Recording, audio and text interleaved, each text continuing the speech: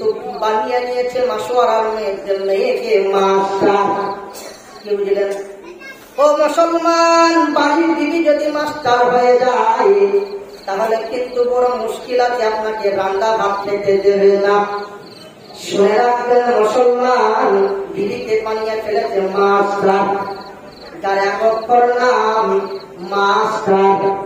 ওই মাস্টার বানিয়ে নেওয়ার পরে বিবিকে আল্লাহর কাছে দোয়া করছে, ও আল্লাহ আমাকে বিশ্ব সুন্দরী বানিয়ে দাও। লেপ চাইবি, লেপ পাবি, সুন্দরী বানিয়ে দেবো মানে যখন ওটাই চাইছি ওটাই দরকার। কি বুঝলেন?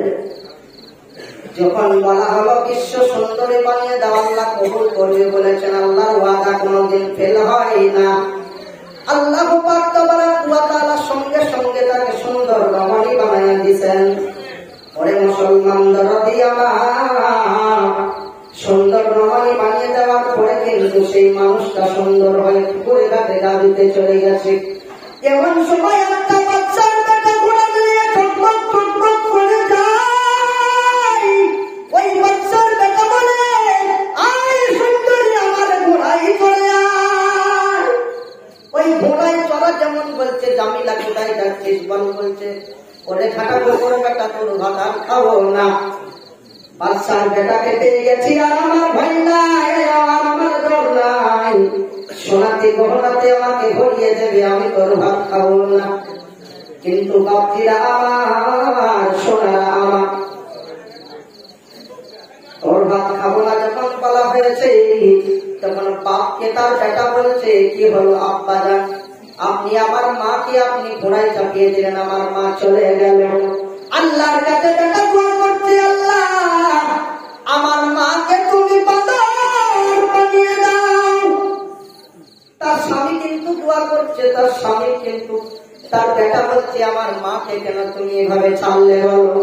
তার স্বামী বলছে, আল্লাহ আমার বিবিকে তুমি বাঁদর বানিয়ে দাও। দোয়া কবুল হয়ে গেল। দোয়া কটা কবুল হয়েছে ভাই? যে দুটো কবুল হয়ে গেল। লেয়া আছে কি না তফসিরে না থাকলে পাওয়া যায় কি যায় না, এটা প্রমাণ হবে। দলিল আপনারা দাগ ৪৫ নম্বর ৪২০ দেখে নেবেন। দেখবেন মুসলমান, স্বামীটা দোয়া করেছে, আল্লাহ ওকে বান্দর বানিয়ে দাও। রাজার বেটা ফুঁ করে তাকিয়ে দেখতে চিকচিকি বান্দর। ওয়ানে কি হবে, লাভ মেরে ছেড়ে ফেলে যায়, ঘোড়ার পিঠ থেকে চমকে পড়ে যায়। বিবিকা তখন কিন্তু বান্দর হয়ে রাস্তায় ঘোরাফেরা করে। বেটা দেখে বলছে, তো হলো না। বেটা দোয়া করছে, আল্লাহ আমার মা যেমন ছিল তেমন ঠিক করে দাও। কটা দোয়া ছিল? হলো কটা? লেবিল তো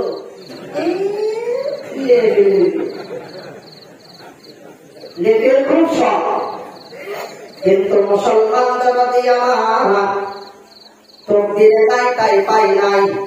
তো এভাবে কিন্তু আমাদের তকদিরকে বানিয়ে দিতে হবে। আপনি আমি মাদ্রাসায় এসেছি, এই মাদ্রাসা চালানিওয়ালাদের কত বড় কষ্টকর পাবলিক জানে না। কিসের জন্য জানে না বন্ধুগণ? আমার মাদ্রাসা কর্তৃপক্ষকে জিজ্ঞাসা করলেন। একজনের কাছে ধার খেয়ে, দোকান খেয়ে, খাতা খেয়ে বসে আছে মাদ্রাসাওয়ালারা।